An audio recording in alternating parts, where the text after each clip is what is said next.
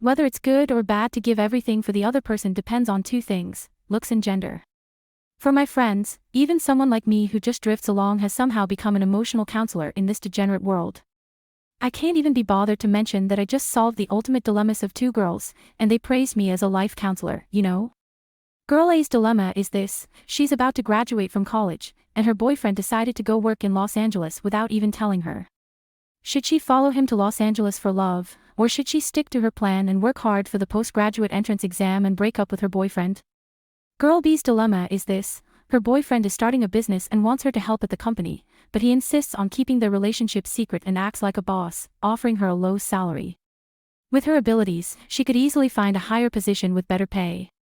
Should she continue to help her boyfriend and sacrifice herself? Actually, my inner monologue is, you can just give the other person a gentle suggestion: get lost. Clearly, the central idea of both stories is that the guys don't love enough. Their attitude is, you have to give everything. Whether it's good or bad to give everything for the other person depends on two things: looks and gender. If you are beautiful, even if you are being foolish, you still have some viewing value. Onlookers will say, in this day and age, it's rare for a girl to give everything for true love. If you are ugly, people will only say, look at that idiot.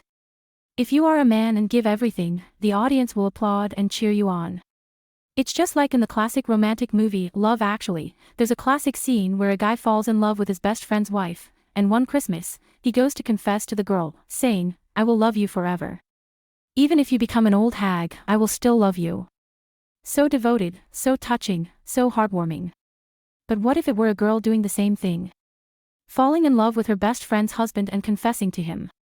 What a lowlife. How despicable. How shameless. In a romantic relationship, how much you should give can be measured with the simplest logic: can you afford to lose?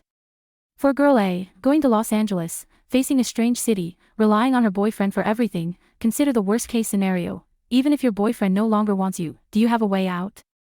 In terms of career, are you sure you can find a suitable job in Los Angeles? Even if your boyfriend doesn't want you, can you still do well in your career and find your own value? In terms of social circles, are you sure you can quickly form your own social network and have your own circle of friends, and still live a good life even if your boyfriend neglects you? If you think these questions are too practical and vulgar compared to your great true love, then you can take a gamble. A friendly reminder: some things, when they happen to others, are just stories, but when they happen to you, they become disasters. At the very least, we should be rational fools, right? For girl B, continuing to stay at her boyfriend's company, making a little money, and playing the game of being bossed around by him, the key is that he doesn't appreciate your sacrifice and efforts, and thinks that you spoil him because he's so awesome. He loves himself more and underestimates your value. Recognize these facts, and you still have the right to say in a domineering manner, what about it? I'm willing to do it. Although in my opinion, having such noble sentiments is not as good as adopting a stray animal, they would love you. If you want, you can evaluate your current situation. In a marriage or relationship, are you always able to afford to lose? Even if you break up at any time, your quality of life will not decline. You can support yourself, your children, and your dog. You have a career, friends, and plenty of interesting things to do. Losing a man is just like breaking an arm or leg. You can just put on a cast, and it's still far from the heart. Furthermore, if you are good at managing your appearance, emotions, and finances, do you really need a man? In fact, being able to afford to lose is the best attitude to have in a relationship between men and women. Because I can afford to lose, all my efforts are for my own happiness, not to fulfill you. If you realize this, you won't use your sacrifices to manipulate others, and you won't burden others. Men and women are together just to be happy, and both sides will be much more relaxed. Isn't this kind of relationship more harmonious and beautiful?